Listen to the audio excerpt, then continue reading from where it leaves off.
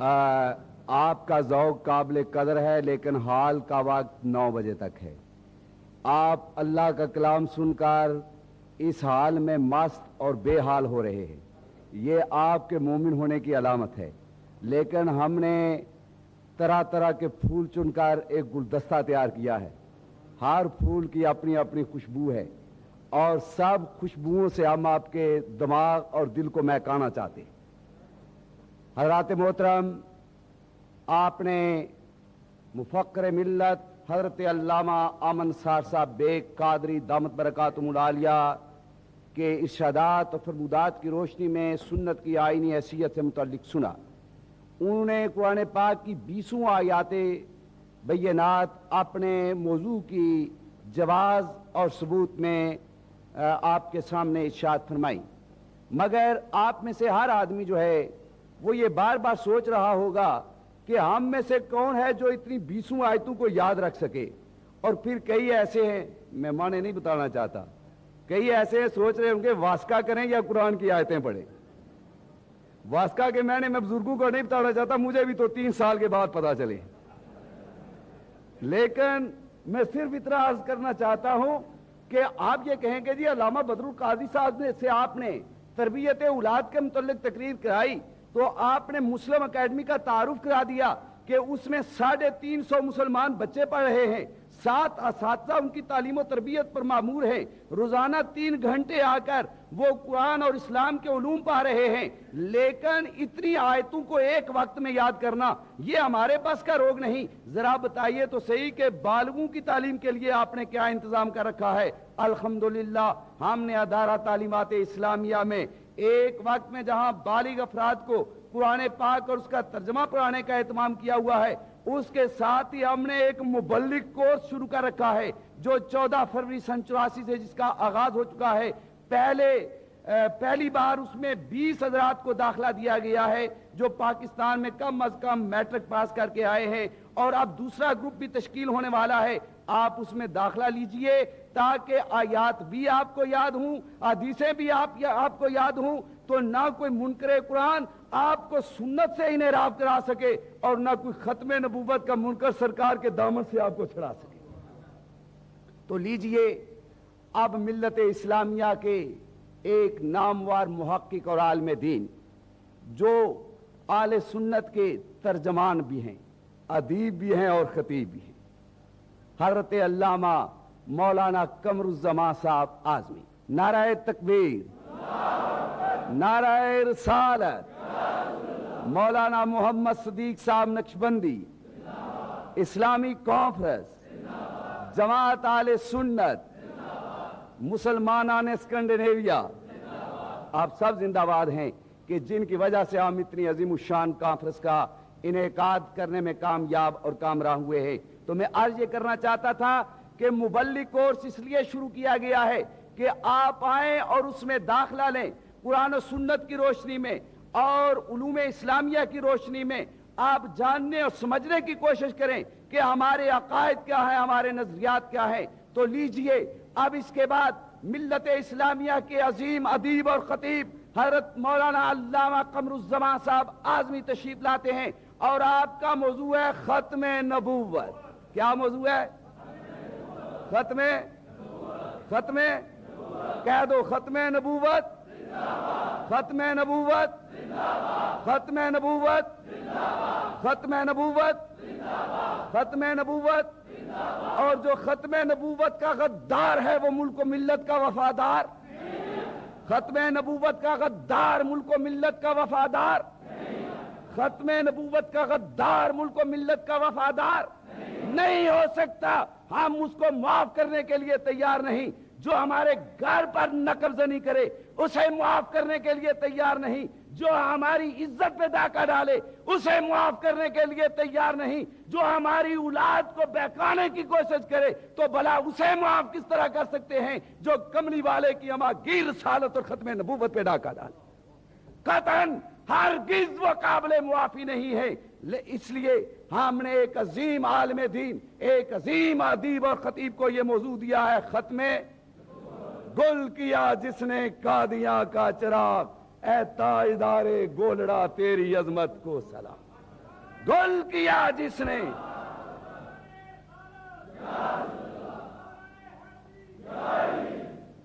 میں آپ سے پہلے عرض کر چکا ہوں ہماری دوستی اور دشمنی کا ایک معیار ہے. ہمارا جھگڑا نہ زن کے لیے ہے، نہ زر کے لیے ہے، نہ زمین کے لیے ہے. لیکن جو خدا اور مصطفیٰ کے دشمن ہیں وہ ہمارے کبھی دوست ہو سکتے؟ وہ کبھی ہمارے دوست ہو سکتے؟ ہمارے دوست وہی ہیں جو خدا کی وحدانیت کے ماننے والے ہیں. ہمارے دوست وہی ہیں جو ختم نبوت کا اقرار کرنے والے ہیں. ہمارے دوست وہی ہیں جو اللہ اکبر کی صدائیں بلند کرنے والے ہیں. اور ہمارے دوست وہی ہیں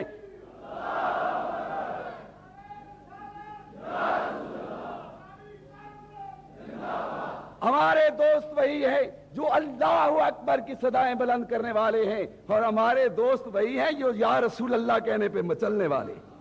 نعرہ تکبیر، نعرہ رسالت. اور عرض کرتا چلوں، حضرت ابھی آپ سے فرمائیں گے ختم نبوت کے تحفظ کے لیے یہ نعرہ ہے، نعرہ رسالت. جو یا رسول اللہ کا منکر ہے وہ ختم نبوت کا ساتھ اس کا کوئی تعلق بنتا ہی نہیں. ختم نبوت، لیکن اس سے پہلے نعرہ لگانا پڑے گا نعرہ رسالت. نعرہ رسالت، نعرہ رسالت، نعرہ رسالت. یہی وہ نعرہ ہے جو حق و باطل کے درمیان ممیز ہے. یہی وہ نعرہ ہے جو ہمارے جذبات اور اعتقادات کی ترجمانی کرتا ہے. یہی وہ نعرہ ہے جو ہمارا تعلق سرکار کے ساتھ وابستہ کرتا ہے. یہی وہ نعرہ ہے جو ہمیں زلف واللیل کا اسیر بناتا ہے. اور یہی وہ نعرہ ہے جو منکرین ختم نبوت پر بجلی بن کر برستا ہے. نعرہ رسالت، نعرہ رسالت. علامہ قمرالزمان صاحب اعظمی، اسلامی کانفرنس، مرکزی جماعت اہل سنت. دراصل بار بار دوستوں کی طرف سے اصرار ہوا ہے ایک نعت جو ہے وہ ہو جائے، لیکن وقت اس کی اجازت کم دے رہا ہے. اس لیے نعت وال دوست جو ہمارے مہمان آئے ہیں ان کو انشاءاللہ کل موقع مہیا کیا جائے گا. ہم یہ چاہتے ہیں کہ زیادہ سے زیادہ علماء کے ارشادات سے آپ استفادہ اٹھائیں. اب خطیب ملت حضرت علامہ مولانا قمرالزمان صاحب اعظمی تشریف لاتے ہیں اور ختم نبوت کے موضوع پر اپنے ارشادات سے ہمیں مستفیض فرماتے ہیں. اور آخر میں شہزادہ رسول، فخر سادات، پیر طریقت حضرت پیر سید منیر حسین شاہ صاحب دامت برکاتہم العالیہ جو اس اجلاس کی صدارت فرما رہے ہیں ان کا صدارتی انتخاب ہوگا. اس کے بعد چونکہ وقت ختم ہو جائے گا، ہم نے نماز عصر بھی پڑھنی ہے، اس لیے بقیہ پروگرام جو ہے وہ انشاءاللہ کل آپ کی خدمت میں عرض کیا جائے گا. لیکن ایک بات سنتے چلیے گا، اور وہ یہ ہے کہ کل ہماری 2 سیشن ہوں گے اسلامی کانفرنس کی. پہلا سیشن صبح ہوگا 10 سے لے کر 3 تک، اور یہ ہوگا انگلش میں. کس زبان میں ہوگا؟ انگلش زبان میں ہوگا. یہ نارویجن حضرات کے لیے ہوگا. آپ میں سے صرف وہ حضرات اس میں شرکت کریں جو انگلش جانتے ہیں. جو انگلش نہیں جانتے ان کے لیے ہم نے دوسرا سیشن جو ہے وہ 4 سے لے کر 9 تک اسی حال میں منعقد ہوگا، جس میں ملت اسلامیہ کے نامور محققین اور مفکرین جو ہیں وہ خطاب فرمائیں گے. اور اب خطیب ملت حضرت مولانا علامہ قمرالزمان صاحب اعظمی تشریف لا کر ختم نبوت کے موضوع پر ارشاد فرماتے ہیں. حضرت علامہ قمرالزمان صاحب اعظمی.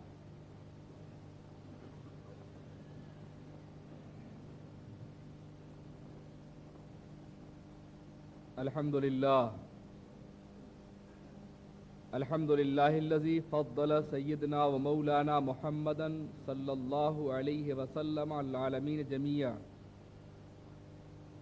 وأقامه يوم القيامة للمذنبين المتلوثين الخطائين الهالكين شفيعا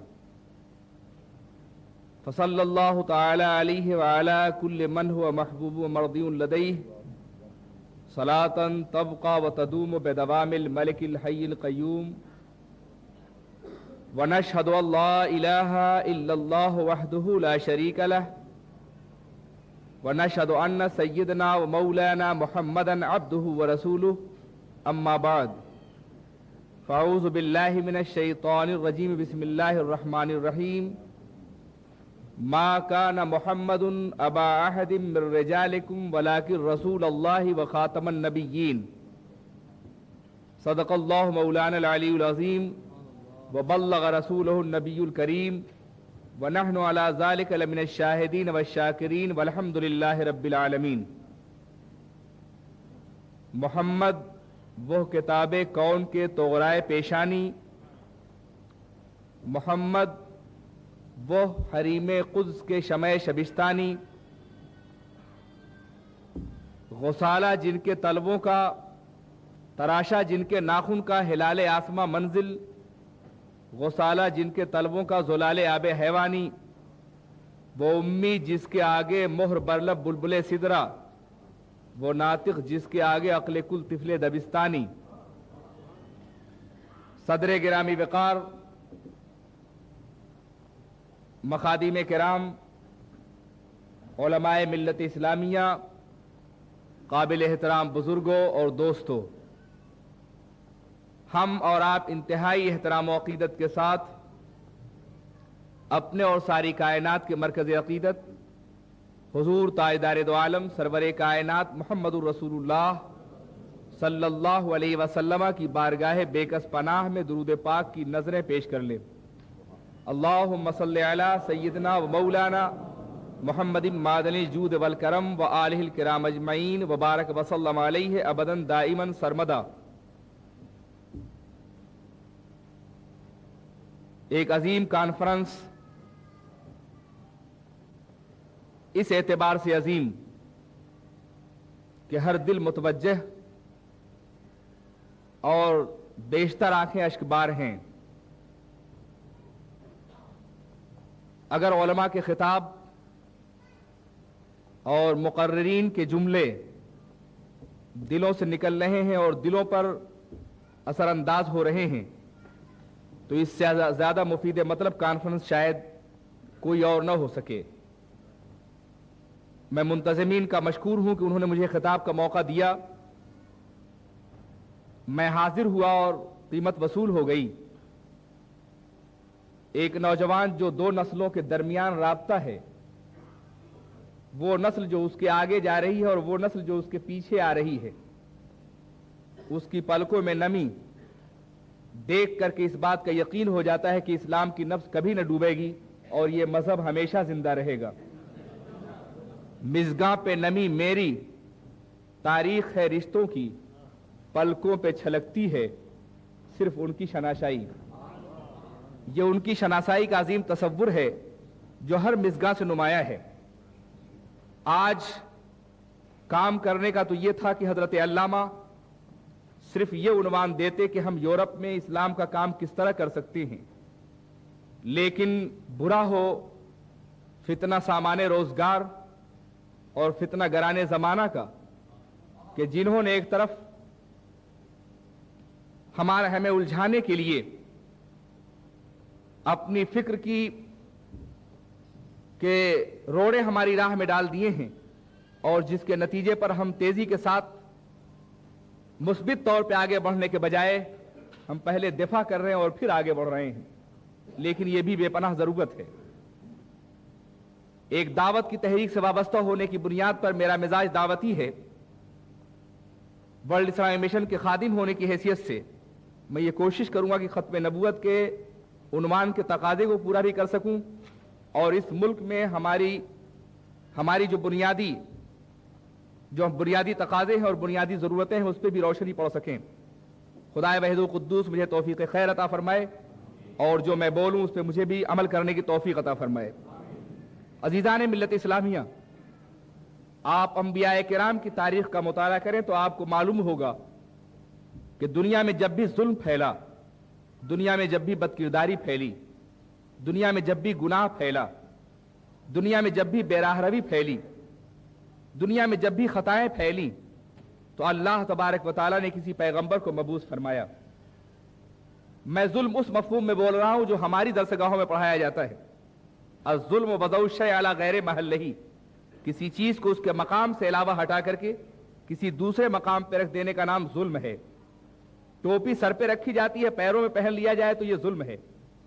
روٹی کھائی جاتی ہے لباس بنا لیا جائے تو یہ ظلم ہے. پیشانی اللہ کی بارگاہ میں جھکانے کے لیے ہے, اغیار کے سامنے جھکائی جائے تو یہ ظلم ہے.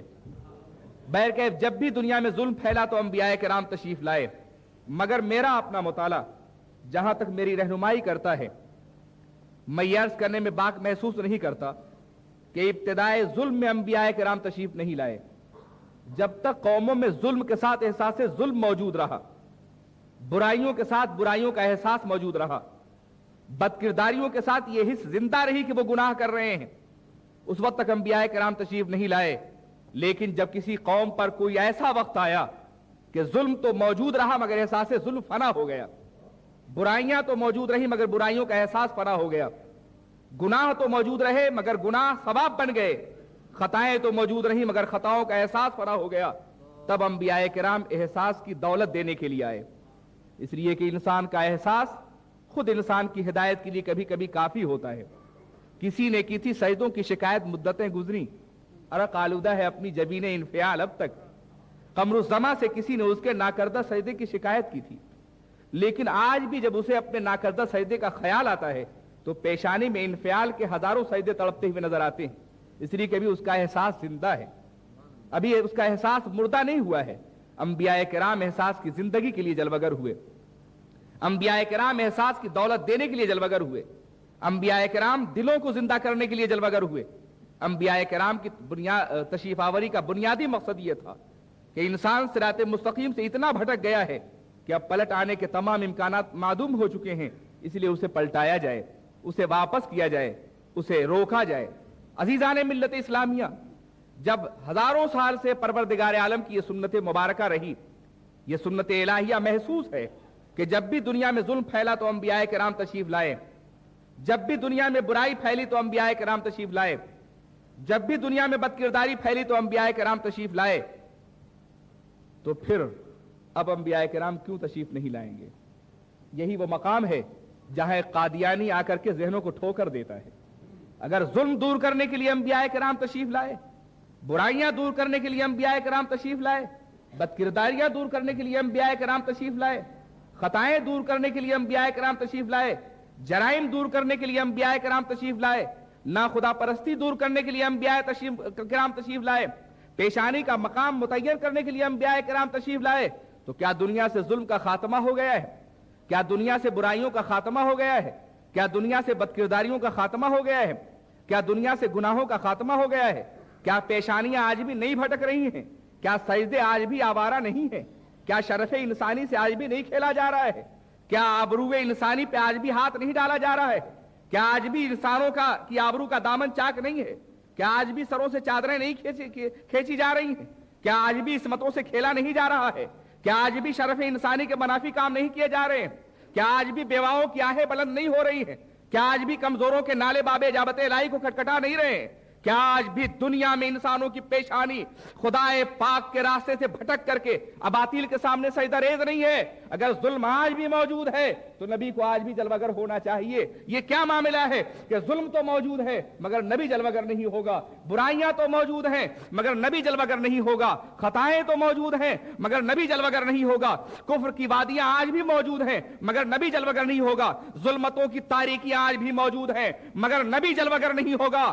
یہ ایک سوال ہے جو بہت بڑے سوالیہ نشان کی صورت میں ذہن انسانی کے سامنے پیش کیا جاتا ہے. میری تقریر اسی سوال کے جواب پہ مشتمل ہوگی. مطمئن ہو جائیے گا تو دعا دیجیے گا, درود پاک پڑھیے. اللہم صلی علی سیدنا مولانا محمد معدن الجود والکرم منبع العلم والحلم والحکم وعلی بارک سلم صلاۃ و سلام علیک یا رسول اللہ, صلاۃ و سلام علیک یا حبیب اللہ. حضور سید عالم صلی اللہ علیہ وسلم کے ختم نبوت کے باب میں ان کی ذات پاک کو سمجھنے سے پہلے آپ انبیاء کرام کی بعثت پاک کو سمجھیے. کیا فرق ہے رسول گرامی وقار کی بعثت میں اور دوسرے انبیاء کرام کی بعثت مبارکہ میں؟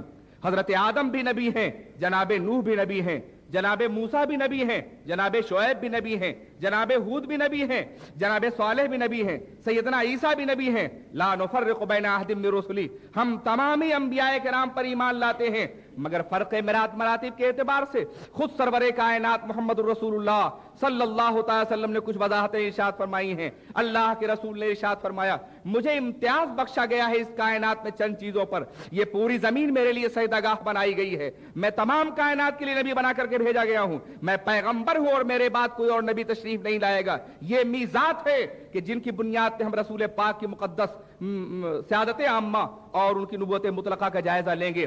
رسول پاک سے پہلے جتنے بھی انبیاء کرام تشریف لائے وہ کسی خاص دور کے نبی تھے, وہ کسی خاص عصر کے نبی تھے, وہ کسی خاص زمانے کے نبی تھے, وہ کسی خاص قوم کے نبی تھے, وہ کسی خاص گروہ کے نبی تھے, وہ کسی خاص طبقے کے نبی تھے. ان کا زمانہ محدود, ان کی تعلیمات محدود, ان کی کتابوں کا زمانہ محدود, ان کی تشریح حیثیت محدود, جس کا انجام یہ تھا کہ ایک نبی جب جلوہ گر ہوتا تو اس کے کار نبوت کو لوگ قبول کرتے, اور اس کے بعد ایک ایسا زمانہ آتا کہ جیسے جیسے نبی کی زندگی سے امت کا فاصلہ بڑھتا جاتا, نبی کی زندگی راستے سے ہٹا دی جاتی, نبی کی تعلیمات میں تحریف ہو جاتی, نبی کا نظام زندگی بدل دیا جاتا, نبی کا آئین حیات بدل دیا جاتا, نبی کا قانون زندگی بدل دیا جاتا, نبی کے اقوال کو محو کر دیا جاتا, نبی کی مقدس ترین حیات طیبہ انسانی ذہنوں کے سامنے نہیں رہتی, یہاں تک کہ انسان پھر گمراہ ہو جاتا. تو اللہ تبارک و تعالیٰ کسی اور نبی کو مبعوث فرماتا, کسی اور رسول کو مبعوث فرماتا. انبیاء کرام کے نوشتوں کا مطالعہ کرنے کے بعد مجھے کوئی ایسا جز نہیں ملا ہے کہ جس کی بنیاد پر میں یہ کہہ سکوں کہ انبیاء کرام نے اپنے امتیوں کو یہ حکم دیا ہو کہ میرے نظام رسالت کو یا میرے نظام نبوت کو میرے بعد تم امت دعوت تک پہنچاؤ گے. بلکہ ہم تو یہ دیکھتے ہیں کہ نبی خود محنت کرتے تھے, اس لیے کہ وہ نبی ہوتے تھے, ان کے بعد کوئی اور نبی جلوہ گر ہونے والا ہوتا تھا, وہ رسول ہوتے تھے, ان کے بعد کوئی اور رسول آنے والا ہوتا تھا, وہ پیغمبر ہوتے تھے, ان کے بعد کوئی پیغمبر جلوہ گر ہونے والا تھا. اگر ایک کتاب محو کر دی گئی یا تحریف کر دی گئی تو دوسری کتاب ہونے والی ہوتی تھی, اگر ایک نظام بدل دیا گیا تو دوسرا نظام آنے والا ہوتا تھا, اگر ایک نبی کی زندگی بھلا دی گئی تو دوسرا نبی جلوہ گر ہونے والا ہوتا تھا. اس لیے انبیاء کرام کی زندگی محفوظ نہیں رکھی گئی, انبیاء کرام کی کتابیں محفوظ نہیں رکھی گئی, انبیاء کرام کا قانون محفوظ نہیں رکھا گیا, انبیاء کرام کا آئین محفوظ نہیں رکھا گیا, انبیاء کرام کا دستور محفوظ نہیں رکھا گیا. رسول سے پہلے انبیاء کرام کے مقدس ترین زندگیوں کو لے کے آگے بڑھنے والے طبقوں کا تقریباً وجود ناپید ملتا ہے. ماننے والے ملتے ہیں, حواری ملتے ہیں, تسلیم کرنے والے ملتے ہیں, ان کے نظام کو قبول کرنے والے ملتے ہیں. اور آج کچھ لوگ بربنائے غلط فہمی اپنے نظام کو تبلیغی بنانے کی کوشش کر رہے ہیں, یہ ان کا اپنا ذہن ہے. مگر حضرت عیسیٰ کی زندگی میں دکھاؤ, جناب موسیٰ کی زندگی میں دکھاؤ, جناب نوح کی زندگی میں دکھاؤ, جناب شعیب کی زندگی میں دکھاؤ, جناب ہود کی زندگی میں دکھاؤ, جناب سلیمان کی زندگی میں دکھاؤ, جناب داؤد کی زندگی میں دکھاؤ کہ ان کے تبلیغی مشن کو آگے لے کر کے بڑھنے والے بعد میں آگے بڑھے ہیں یا ان کے کاس کو آگے بڑھانے والی کوئی امت خیر موجود رہی ہے. مگر سرور کائنات محمد الرسول اللہ صلی اللہ تعالی علیہ وسلم کے بعض ظلم موجود ہوگا, برائیاں موجود ہوں گی اور گناہ موجود ہوں گے, خطائیں موجود ہوں گی. نبی تو جلوہ گر نہیں ہوگا مگر وارث نبی جلوہ گر ہوگا, نبی تو جلوہ گر نہیں ہوگا مگر مجدد تشریف لائے گا, نبی تو جلوہ گر نہیں ہوگا مگر مجتہد جلوہ گر ہوگا, نبی تو جلوہ گر نہیں ہوگا مگر قانون اسلامی کو لے کے آگے بڑھنے والا جلوہ گر ہوگا. پتہ چلا کہ سرور کائنات سے پہلے جو ذمہ داریاں عام پیغمبران کرام کی تھی, رسول پاک کے ختم نبوت کے منصب کے بعد وہ ذمہ داری امت کے علماء کے سر ڈالی گئی, امت کے اکابرین کے سر ڈالی گئی. لیکن امت کے علماء کس بنیاد پر کام کر سکتے تھے؟ ان کے لیے کوئی واضح لائحہ عمل ہونا چاہیے تھا. ہم اندھیروں کے پجاری نہیں اور نہ اندھیروں میں بھٹکنے والے ہیں, ہم اجالوں میں سفر کرنے والے انسان ہیں. اس لیے اللہ تبارک و تعالیٰ نے ہمارے اوپر یہ احسان فرمایا کہ چونکہ میرا نبی آخری نبی ہے, اس کے بعد کوئی اور نبی جلوہ گر نہ ہوگا, میرا رسول آخری رسول ہے, اس کے بعد کوئی اور رسول نہ آئے گا, اس لیے اس کے کتاب بھی آخری کتاب ہوگی, اس کے بعد کوئی کتاب نہ آئے گی, اس کا نظام بھی آخری نظام ہوگا, اس کے بعد کوئی نظام نہ آئے گا.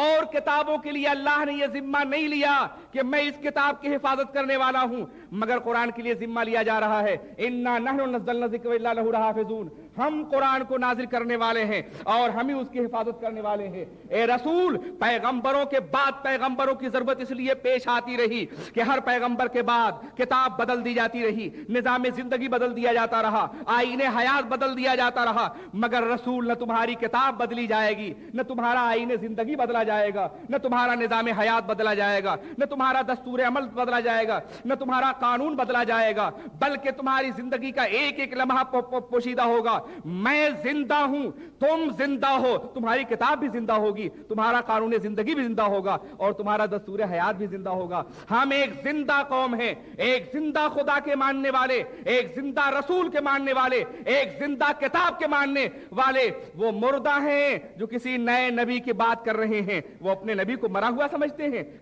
किताब को बदला हुआ समझते हैं, उनकी सीरत तैयबा से इनहराफ समझते हैं। यही वजह है कि हजरत मौलाना चिश्ती ने कहा था कि या रसूल अल्लाह का नारा खुद दरअसल खत्म नबूवत का नारा है। ये इस बात की अलामत है कि हम अपने नबी के आइन और उनके निजाम जिंदगी पर अमल कर रहे हैं, और न सिर्फ ये कि अमल कर रहे हैं बल्कि उनके निजाम का एक एक गोशा हमारी निगाहों के सामने है।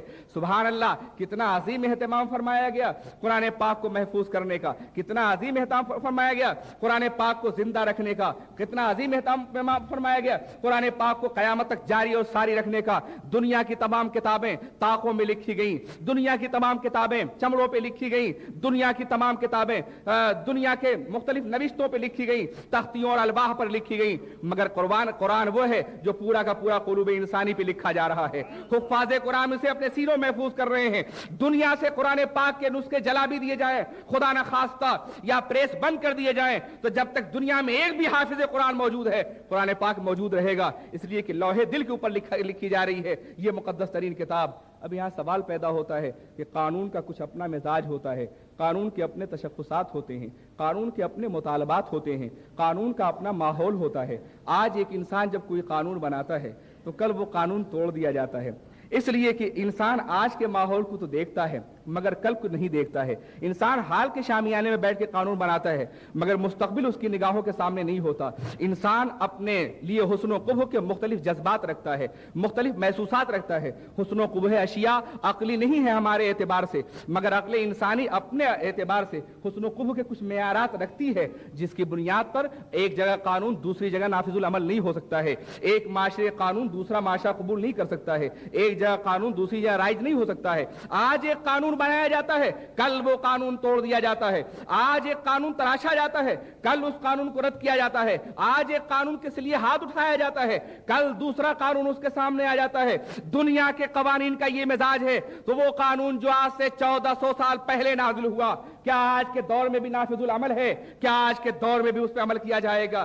क्या आज के दौर में भी उसे तस्लीम किया जाएगा? मैं अर्ज करना चाहता हूं, जहां आपने सवाल किया है वहीं से आपके सवाल का जवाब मिलेगा। आप ये कह रहे हैं कि इंसानों का बनाया हुआ कानून कभी भी मुख्तलिफ अदवार के लिए मुकम्मल रहनुमाई फराहम नहीं कर सकता, इसलिए कि इंसान हाल को देख रहा है मगर मुस्तकबिल को नहीं देख रहा है। आने वाले जमाने के बारे में अंदाजा तो कर सकता है मगर उसके साथ साथ कोई कतई और हकीकी ठोस कदरें नहीं पेश कर सकता, जिसकी बुनियाद पर हर आने वाला कानून बदल जाता है। मगर सुनो, कलामे इलाही उस परवरदिगार आलम का कानून है जिसकी निगाह कुदरत के सामने माजी हाल मुस्तकबिल सब बराबर हैं, जो खालिक हाल और इस्तकबाल है। जब वो कोई कानून पेश करेगा तो न हाल मुकाबले में आ सकेगा न मुस्तकबिल उसे चैलेंज कर सकेगा। यही वजह है कि हम देख रहे हैं कि 1400 साल पहले कुरान नाजिल हुआ अपने इस ऐलान के साथ, वइन कुंतुम फी रैबिम मिम्मा नज़्ज़लना अला अब्दिना फातू बिसूरतिन मिन मिस्लिही, अगर तुम इसके बारे में शक कर रहे हो जो हमने अपने हबीब के ऊपर नाजिल किया है तो उसकी जैसी एक सूरत बना लाओ, उसकी जैसी एक आयत बना लाओ। सूरत और आयत के बलागी और फसाहती निजाम से अलग हट करके मैं याद करना चाहता हूं, उस जमाने का इंसान भी न बना सका था और आज के जमाने का इंसान भी न बना सका। हालांकि जुबानों का मिजाज भी कवानीन के मिजाज ही की तरह से है। जो अरबाबे माहिरीन अलसना हैं, जो जबानों के वाकिफ हैं, वो खूब अच्छी तरह जानते हैं कि आज जो जुबान फसाहत व बलागत के नुक्ता इंतहा पर है, आज जो जुबान टकसाल की जुबान है, आज जो जुबान सिक्के राजुल वक्त है, आज जो जुबान इंतहाई मयारी है, कल वही जुबान तारीख बन जाती है, म्यूजियम में रखी जाती है, तारीखों में पढ़ाई जाती है और उसकी जगह पे दूसरी जुबान जगह ले लेती है, दूसरी जुबान आ जाती है। जुबानों में इर्तिका का अमल जारी है। اس لیے یہ عمل جاری ہے کہ نئے نئے مشاہدات ہیں، نئی نئی کیفیات ہیں، نئے نئے تقاضے ہیں، نئے نئے مطالبات ہیں، زندگی کا محدود دائرہ پھیل رہا ہے، وسعتیں بڑھ رہی ہیں۔ کل انسان اپنے کمرے میں زندگی گزارتا تھا اور آج اس نے اپنے کمرے میں پوری کائنات کو سمیٹ لیا ہے۔ انسان چاند پہ کمندیں ڈال رہا ہے، سورج کی شعاعوں کو گرفتار کر رہا ہے، زمان و مکان کی وسعتیں سمٹ رہی ہیں۔ اس لیے انسانوں کی اپنی فکری وسعت کے ساتھ ساتھ لسانی وسعت ضروری ہے۔ نئی اصطلاحات ایجاد ہو رہی ہیں، نیا طرز زندگی ایجاد ہو رہا ہے، اس لیے زبان کا دائرہ بھی بدل رہا ہے۔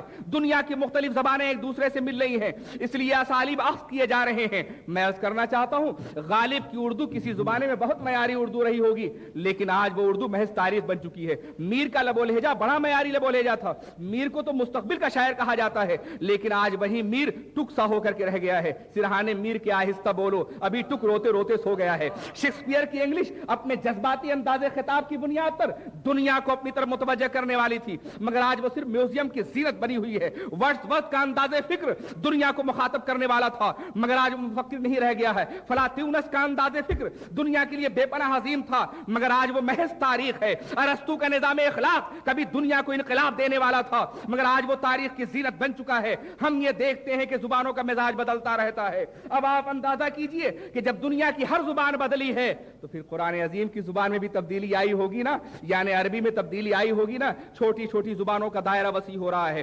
محدود زبانوں کا دائرہ وسیع ہو رہا ہے، مگر قرآن کے واسطے سے اور اسلام کے واسطے سے جو دنیا کے 90 کروڑ مسلمانوں کی زبان ہے اور ان کے علاوہ لاکھوں اور کروڑوں غیر مسلموں کی زبان ہے، کیا اس کے اندر تبدیلی نہ آئی ہوگی؟ میں کہتا ہوں قرآن پاک نے آج سے 1400 سال پہلے دعویٰ کیا تھا